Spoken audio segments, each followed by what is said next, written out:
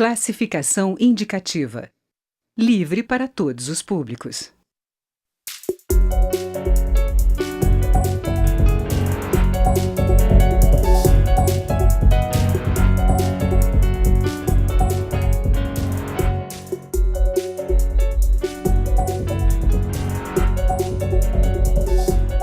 Olá! A redemocratização do país, depois de 21 anos de ditadura, culminou com a Constituição de 1988, que completa 30 anos. A Carta reorganizou o Estado e reforçou as atividades de fiscalização. Dois marcos são a autonomia do Tribunal de Contas da União e do Ministério Público. Os deputados Rubens Pereira Júnior, do PCdoB do Maranhão, e Tadeu Alencar, do PSB de Pernambuco, avaliam os impactos da independência dessas instituições nesses 30 anos da Constituição. Eu sou Daniela André e este é um programa da rádio e da TV Câmara. Deputados, bem-vindo ao Câmara Debate. Vou começar perguntando ao deputado Rubens Pereira Júnior. Qual o impacto aí dessa... O Ministério Público já existia desde o século XIX, mas com outro perfil. Qual o impacto para a sociedade dessa mudança de perfil que a gente tem a partir da Constituição de 88? Olha, uma verdadeira revolução. De fato, o motivo deles terem sido constitucionalizados alterou significativamente desde a sua composição, como também as suas atribuições. E hoje cada um desses órgãos tem papel decisivo na sociedade, no sentido de fazer o encaminhamento, o acompanhamento das leis, da execução das leis, auxiliando em alguns casos o Poder Judiciário ou subsidiando em alguns casos o Poder Judiciário, de forma que com as instituições fortalecidas nós temos uma sociedade mais justa, mais equilibrada. Não estou dizendo que as instituições são perfeitas, não é isso, mas o fato de ter dado essa maior independência ajuda, sem dúvida alguma, no sistema de freios e contrapesos. Deputado Tadeu Alencar, como é que o senhor avalia aí esses 30 anos de independência dessas instituições? Eu acho que a Constituição, chamada por Ulisses Guimarães a Constituição Cidadã, ela de fato trouxe muitos ingredientes que fortaleceram o estado do controle. Trouxe direitos individuais, fortaleceu enormemente a cidadania, previu instrumentos que de fato salvaguardam a sociedade e deu a determinadas instituições prerrogativas que fortaleceram enormemente aquilo que a gente costuma chamar de o estado do controle. Naturalmente, uma democracia não pode prescindir nem de transparência, nem de controle. Controle social, ora feito pela sociedade, e controle feito pelas instituições. Então, eu acho que a gente assistiu nesses 30 anos que o fortalecimento dessas instituições, Poder Judiciário, Ministério Público, Advocacia Geral da União, controladorias, tribunais de contas, serviram a que a gente pudesse ter, em relação, por exemplo, à administração pública, que lida com recursos públicos, um controle sobre o uso desses recursos. Nos últimos anos nós vimos de forma independente, de forma autônoma, cumprindo rigorosamente o mandamento constitucional, essas instituições passaram a agir de maneira independente, mas naturalmente uma independência focada nos limites e nos princípios da Constituição, que ela fixou como princípios que devem reger a administração pública, a moralidade pública, a impessoalidade, a legalidade e depois o princípio da eficiência. Eu acho que esses instrumentos de controle, todos os que aqui referi, eles serviram para aprimorar o funcionamento da administração pública, para jogar luz sobre privilégios, sobre, por exemplo, o nepotismo, que era uma chaga no país e que depois do funcionamento dessas instituições, do seu grau de independência e de autonomia, com prerrogativas que garantam essas características, eu acho que a gente melhorou muito um estado do controle que, sem dúvida nenhuma, é muito melhor do que era antes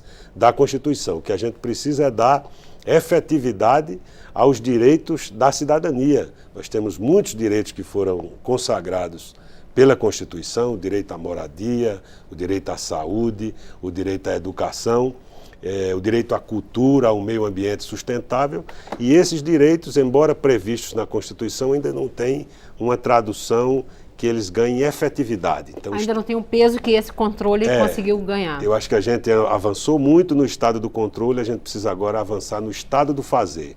Um estado que possa legar aos seus cidadãos, aos contribuintes, exatamente aquilo que a Constituição procurou assegurar. Mas, sem dúvida nenhuma, avanços importantes que fortalecem a democracia, fortalecem a transparência, a moralidade pública, que eu acho que é o primeiro mandamento que atende ao interesse coletivo.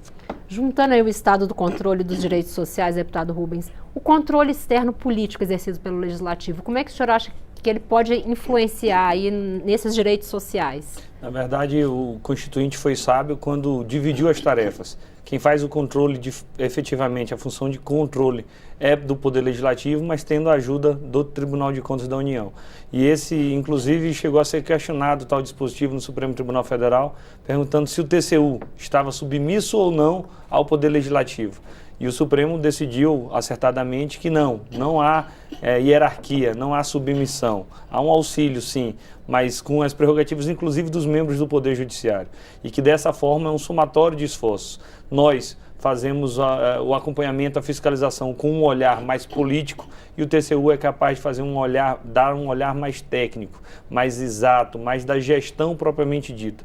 Tanto é assim que há decisões também do Supremo separando bem o que seria contas de gestão e contas de governo, ficando cada vez mais as contas de governo a serem avaliadas pelos poderes legislativos, em especial os municipais, no caso de prefeitos e vereadores, e a conta de gestão tendo que, por excelência, ficar a cargo de órgãos técnicos, com as garantias e as prerrogativas do Poder Judiciário. Garantindo, por exemplo, a vitaliciedade. Um ministro do TCU, um desembargador, um conselheiro de um TCE, ele não disputa eleição, o cargo dele é vitalício, justamente para ele não sofrer interferências, quer seja de vontades políticas, quer seja de momentos dada a circunstância da opinião pública.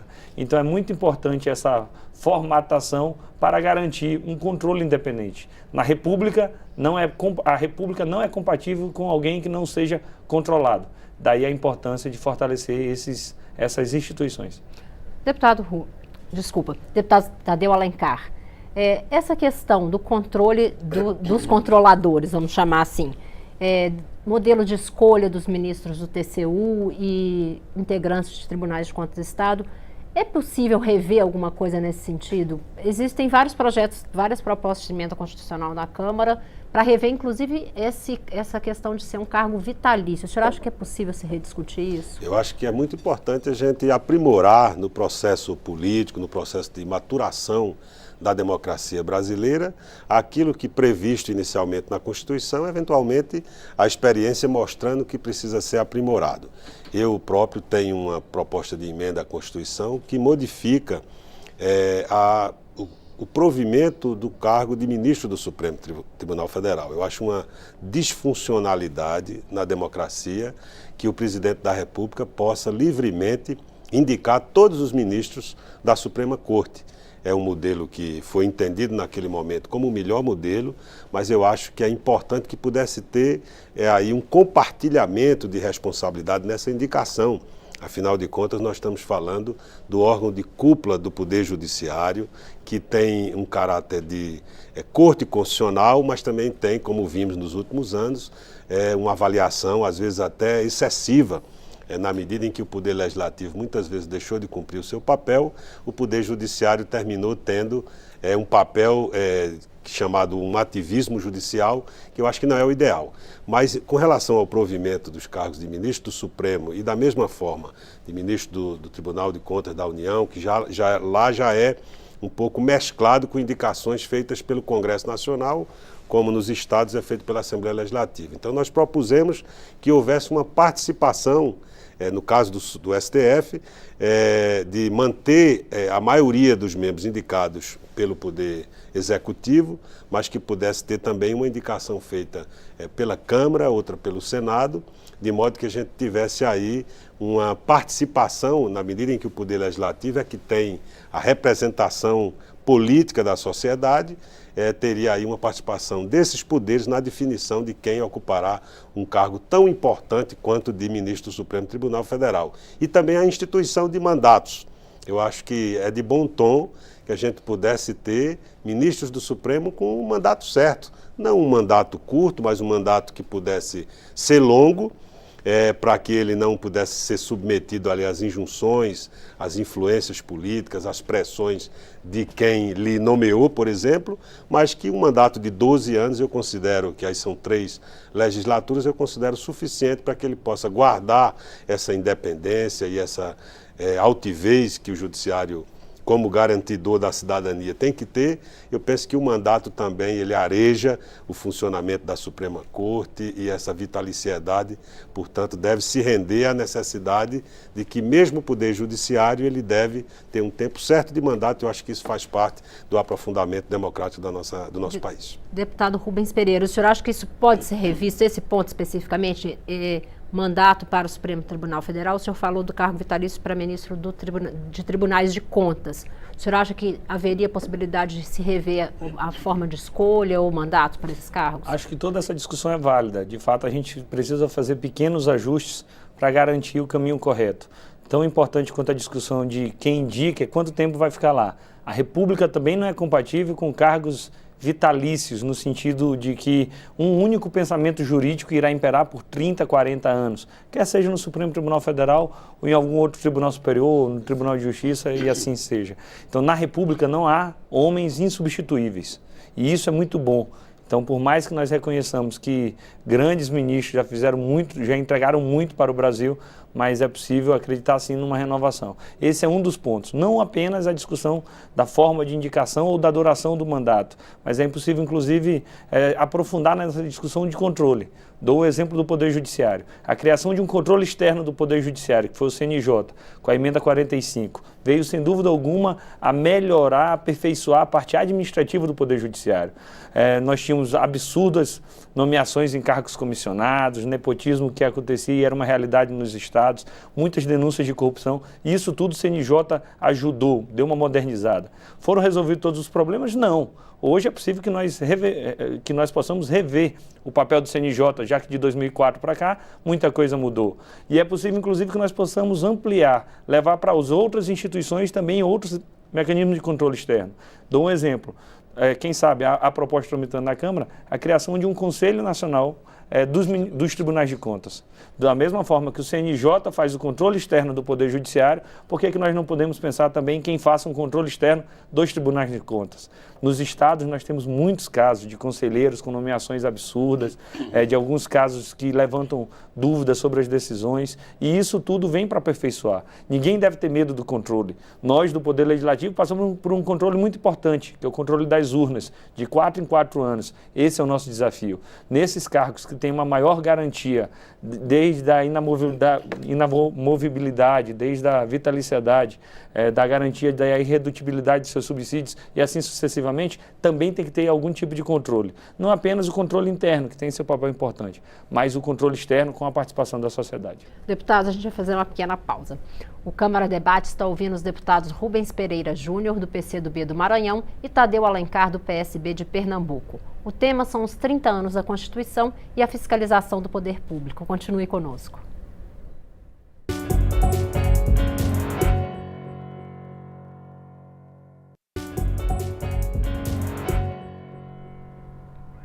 Câmara Debate está de volta.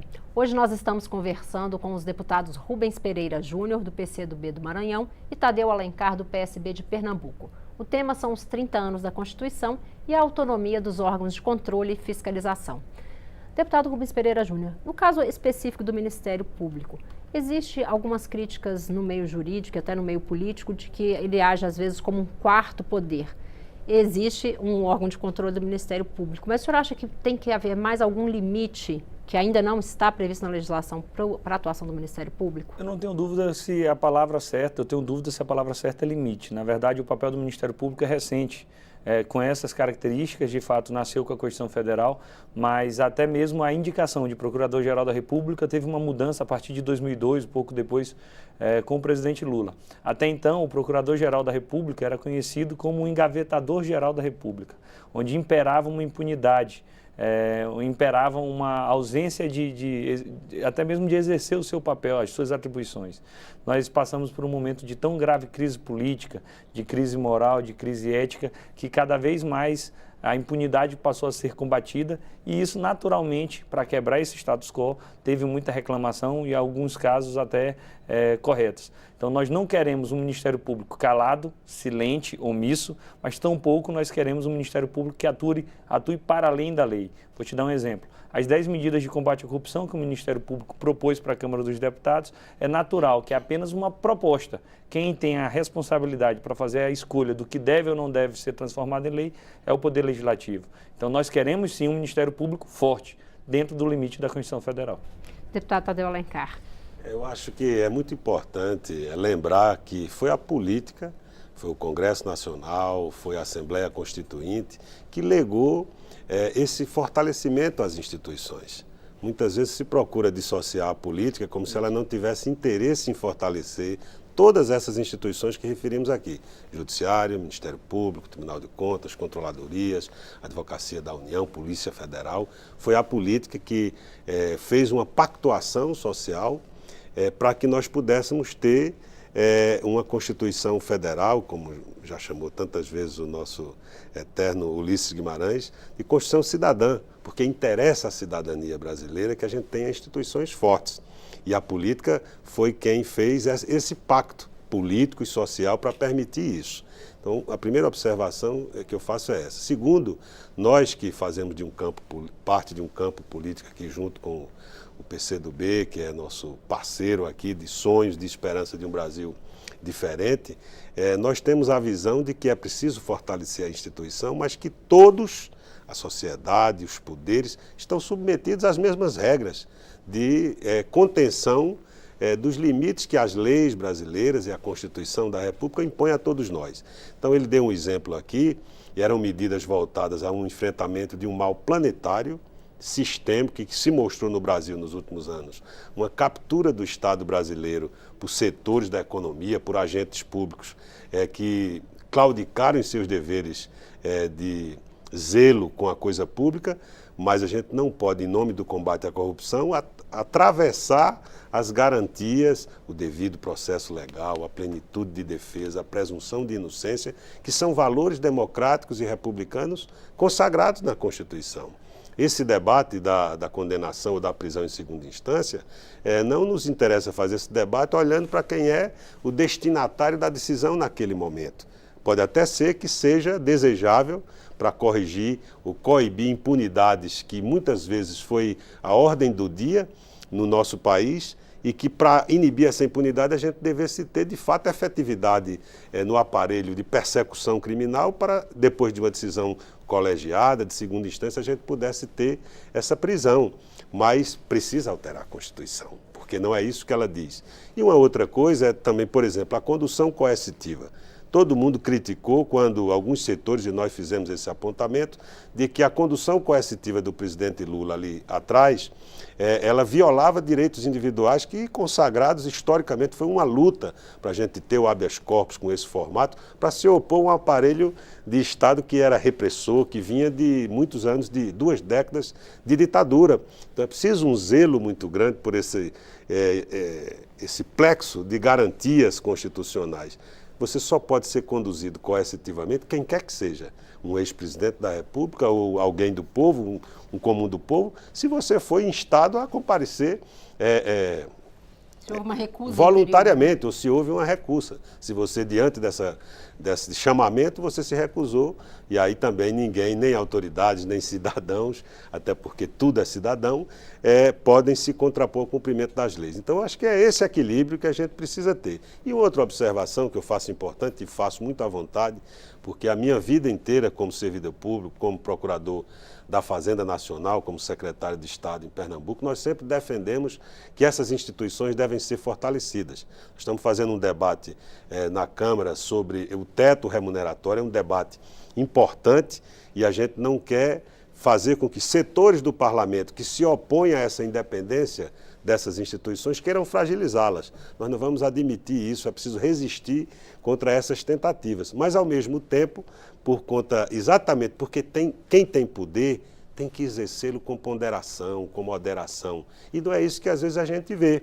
O sujeito está convencido de que ele tem uma causa nobre e aí ele passa a ter uma atuação que não se coaduna com a circunspecção, a serenidade com que esses agentes públicos, investidos pela Constituição nesse poder, que eles têm que exercer isso com muito zelo, muito cuidado. Então, as 10 medidas foi uma proposta que tinha uma intenção nobre, mas só porque em alguns aspectos uma parte do Congresso Nacional divergiu desse entendimento, fragilizava o habeas corpus. Nós não podemos admitir isso. Ou então, admitia como válidas provas obtidas por meio ilícito.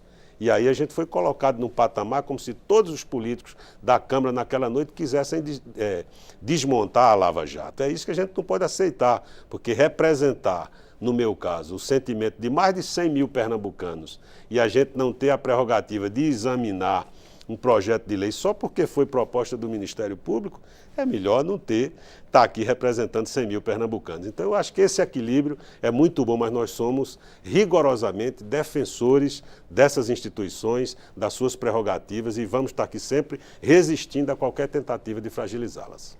Juntando o que o deputado Tadeu Alencar com um pouco da realidade aqui do Congresso.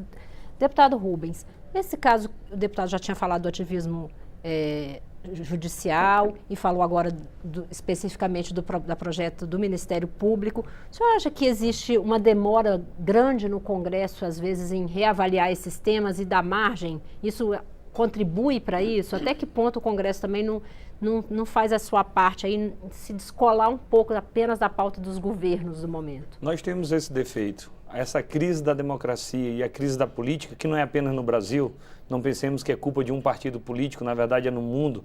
Vide, por exemplo, a eleição nos Estados Unidos, causa também uma crise de pauta legislativa na Câmara dos Deputados. Nós, infelizmente, nós legislamos muito, mas legislamos mal. Muitos assuntos urgentes, importantes, ficam em segundo plano, até estourarem. Vou te dar um exemplo do que aconteceu há pouco tempo, a greve dos caminhoneiros. É absurdo que nós, com tantos projetos prontos para serem votados, e nós não conseguimos pautar este assunto dos caminhoneiros. Finalmente isso foi superado, agora a Câmara já se debruça, dar prioridade. Mas tem tantos outros assuntos que são absurdos. Agora com medidas provisórias. Tem tantos outros assuntos que são absurdos, que ninguém concorda e que ainda assim a gente não consegue elencar como prioridade. Vou te dar um exemplo. Nós temos que priorizar a reforma tributária. É um absurdo você tributar o consumo, ao invés de você tributar a renda. Quando você tributa o consumo, quem paga mais é quem ganha menos. Quando você dá o mesmo imposto para o arroz, quem compra o arroz de um salário mínimo, aquilo consome muito mais a sua renda do que quem ganha o teto da remuneração. Vou te dar outro exemplo. No Brasil, algumas categorias têm 60 dias de férias. Quem concorda com isso? Absolutamente ninguém. 60 dias de férias remunerado é um absurdo. Por que a gente não acaba? Nós temos o inquérito policial. É nosso mecanismo de investigação. É o nosso instrumento. Em 90% das vezes, o inquérito policial falha, especialmente nos crimes graves, onde ocorre morte. Se um mecanismo nosso de investigação falha em 90% das vezes, nós vamos continuar usando esse mecanismo, então ou a Câmara, de fato, dá uma prioridade na sua pauta legislativa, independente de governo, ou infelizmente nós vamos ver um ativismo do judiciário e nós vamos ver o executivo legislando. E nenhuma das duas é uma boa saída. O ideal é cada poder cumprindo as suas responsabilidades da forma prevista na Constituição. Deputados, a gente está chegando ao fim. Eu gostaria que os senhores falassem um minuto suas considerações finais e falassem um pouco, junto às considerações finais, como é que o cidadão que está lá no interior, ou até mesmo nas capitais, se ele sabe desses órgãos de controle, se ele tem ideia de como acessar, acompanhar o trabalho deles ou fazer uma denúncia, enfim. Os senhores acham que essa informação está na sociedade depois desses 30 anos? Eu acho que sim. Eu acho que o brasileiro está cada vez mais convencido da importância de a gente fazer uso desse instrumental. Eu vejo muitas vezes as pessoas recorrerem ao Ministério Público para garantir saúde de qualidade, que muitas vezes o poder público falha, para poder exigir moradia, para exigir educação. Então, acho que há um sentimento na coletividade de que essas instituições estão a serviço e podem ser utilizadas.